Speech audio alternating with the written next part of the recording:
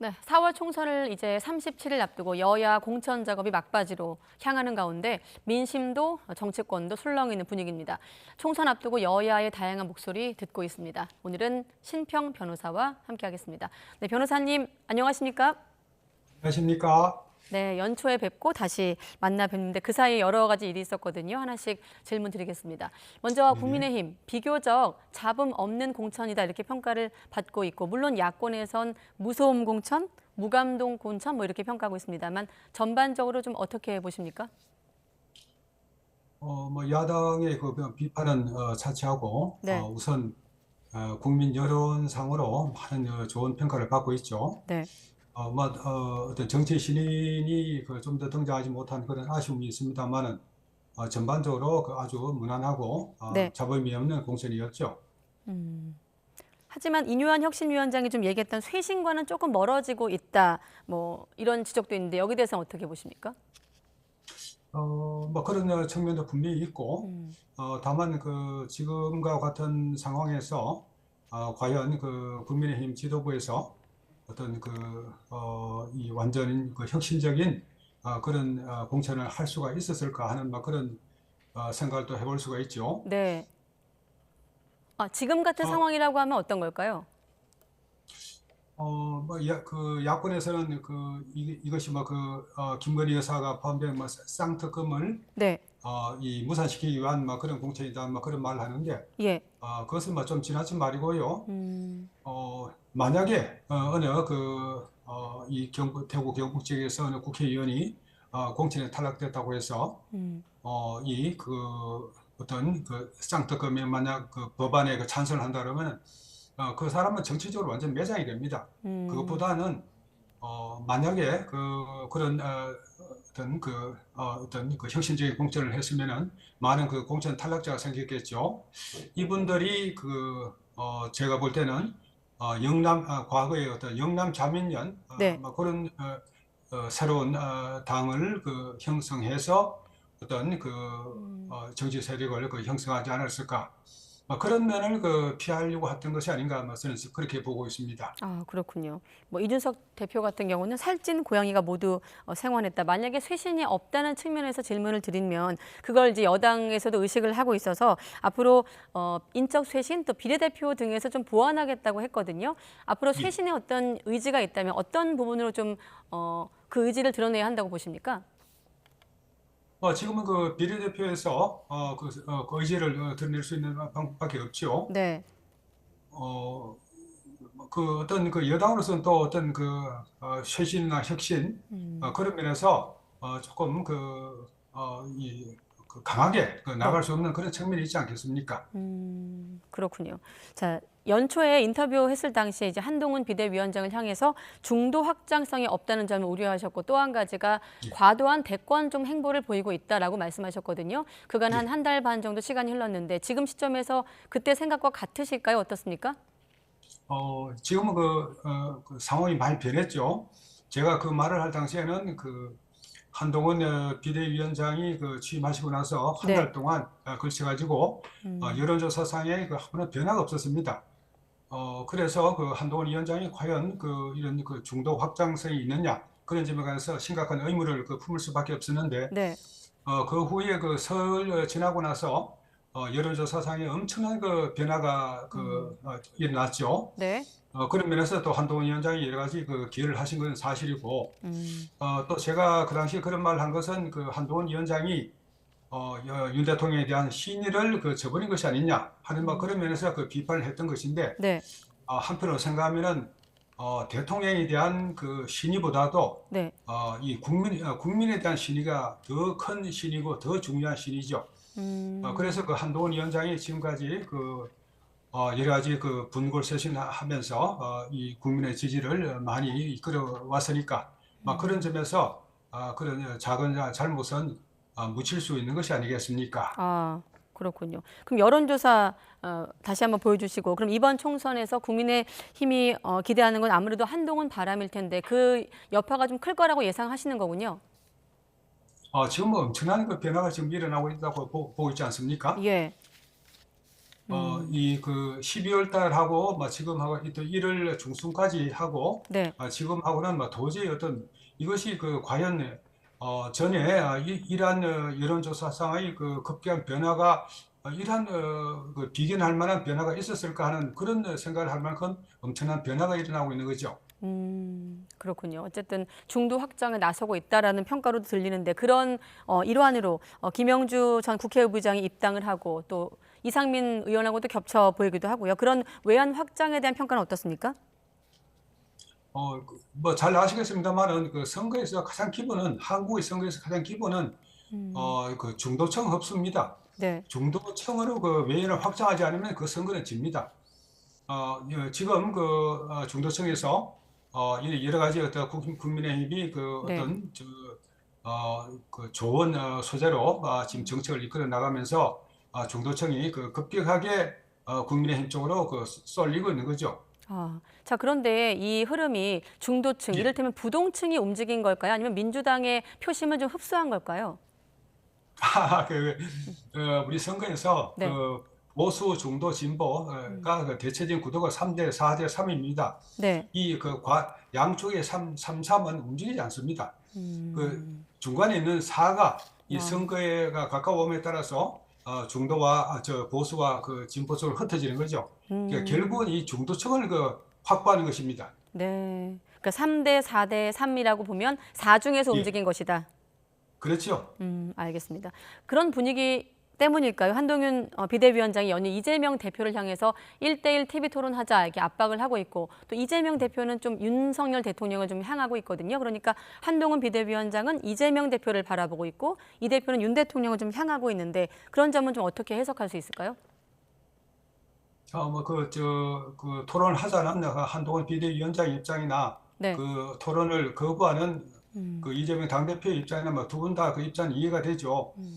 지금 이 토론을 한다 그러면은 네. 한 입장으로 봐서는 공격할 거리가 너무나 많고, 음, 이재명 당대표는 그 수비하느라고 그 극복할 것입니다. 네. 그리고 또 이재명 당대표로서는 아무래도 그 이 한동훈 비대위원장과 토론을 한다 그러면 자신의 그 지위가 격화된다는 그런 네. 염려를 하지 않겠습니까?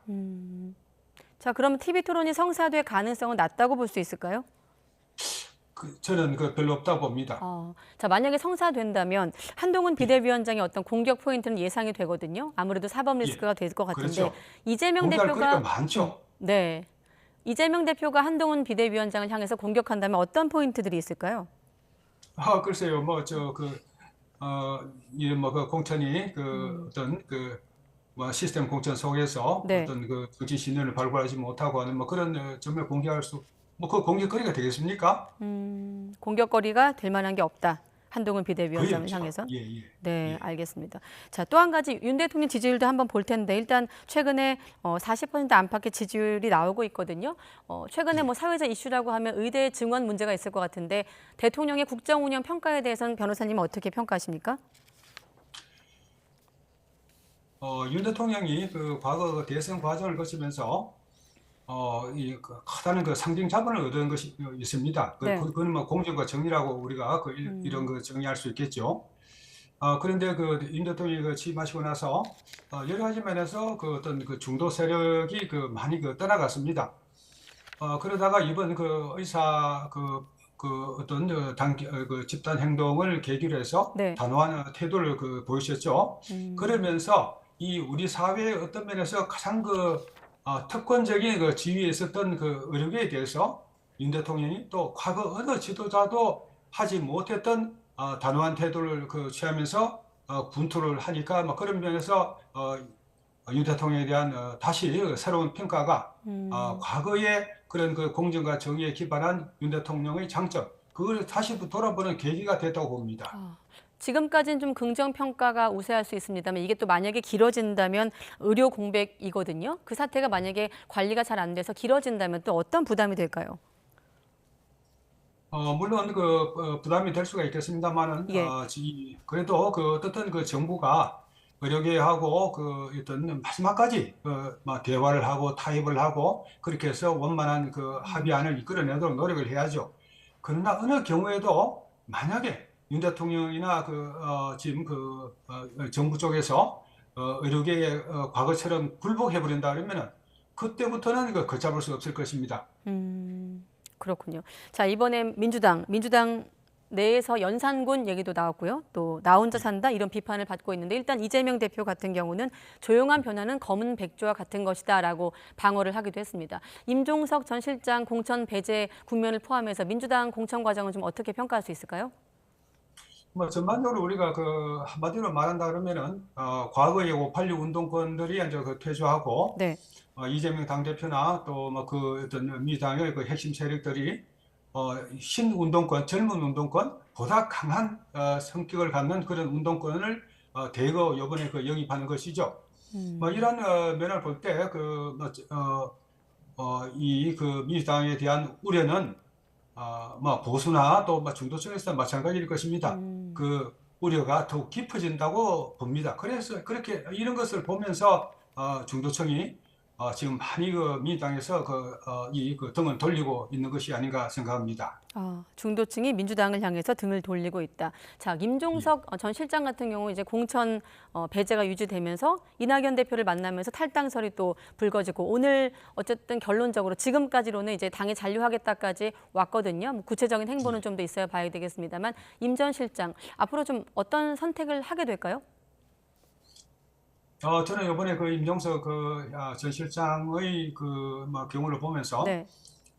옛날에 한나라의 개국 공신인 한신 장군 얼마 겪은 과하지요. 이 동네 무리한들의 네. 바지가랑이를 밑으로 이 기어가야 했던 그 수모를 어, 이 임종석 실장이 생각하고 있는 것이 아닌가 하는 뭐 그런 임종석 실장의 얼굴에 비친 어떤 여러 가지 표정에서 뭐 저는 뭐 그것을 좀 읽었습니다만은 네. 임종석 실장은 여하튼 뭐 민주당이 남기로 결정을 했으니까 어떠한 수모를 겪더라도 와신 상담의 심정으로 이번에 곧 닥쳐올 대권 당권 경쟁 뭐 그런 걸 통해서 다시 부활하려고 하지 않겠습니까? 자, 그런데 어쨌든 탈당설 얘기까지 나왔다가 이렇게 잔류하게 된 가장 큰 어떤 고민의 지점은 어디일까요? 임 전 실장 입장에서?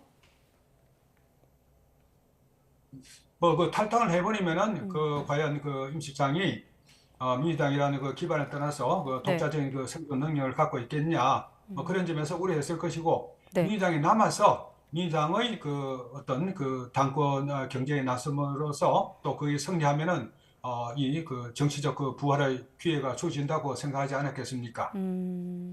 그렇군요. 과하지옥. 박용진 의원도 그런 표현을 쓴 것 같은데 한신 장군에게 그렇습니까? 네, 또 예. 비유를 하셨는데 여기에 대한 또 임 전 실장의 답변도 좀 궁금해집니다. 자, 이준석 예. 대표 얘기까지 한번 해보면 오늘 경기 화성을 출마를 밝혔고 또 이낙연 대표 같은 경우도 지금 광주 출마 기자회견을 열었거든요. 예. 제3지대 움직임 대체로 좀 부정적으로 보셨는데 지금은 어떻습니까? 저는 뭐 제3지의 움직임을 부정적으로 본 적은 없고요. 음,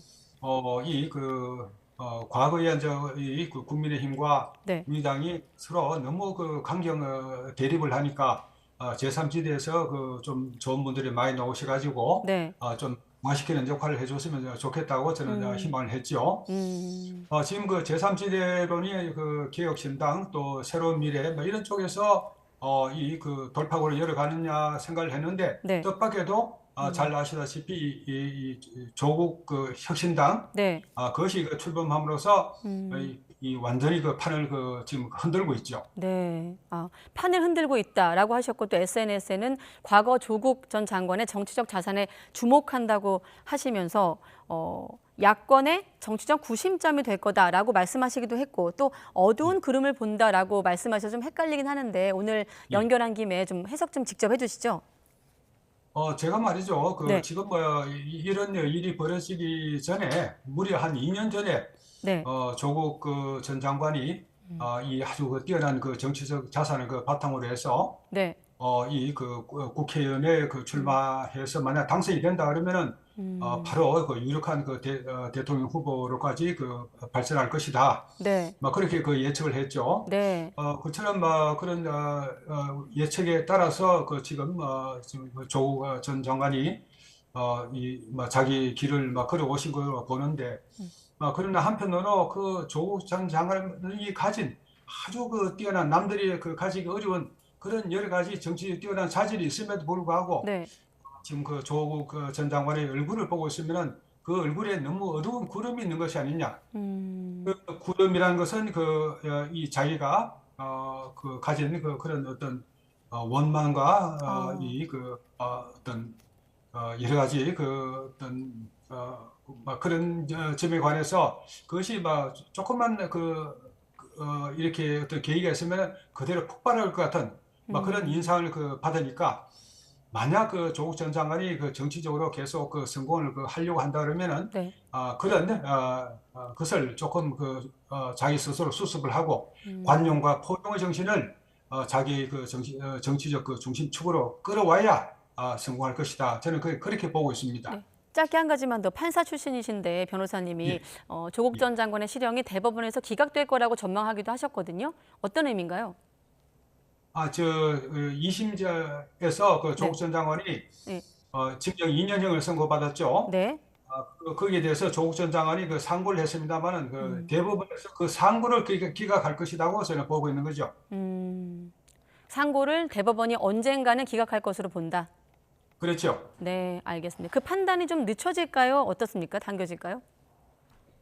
지금 그 총선 전에 그 판단을 내기는 사실은 어렵고 그렇죠. 예. 총선이 지나면은 그 조국 음, 전 장관이 이번 그 총선에서 돌풍을 일으키면서 그 큰 정치적 음, 구심적 역할을 하게 됩니다. 이런 상황에서 조국 전 장관이 심지어 그 대권 2027년의 대통령 선거의 유력한 후보로까지 거론되는 그런 상황이 온다 그러면은 대법원에서도 그 판단을 내려가지고 조국 전 장관의 음, 그 국회 연직을 박탈하고 그런 거에 대해서 상당한 그 부담을 느끼지 않을까. 그런 면에서 조국 음. 전 장관에 대한 그 상고, 그에 대한 판단은 늦춰질 가능성이 없지 않다고 봅니다. 네, 알겠습니다. 여기까지 듣겠습니다. 심평 변호사와 함께 했습니다. 네, 고맙습니다, 변호사님. 네, 수고하셨습니다.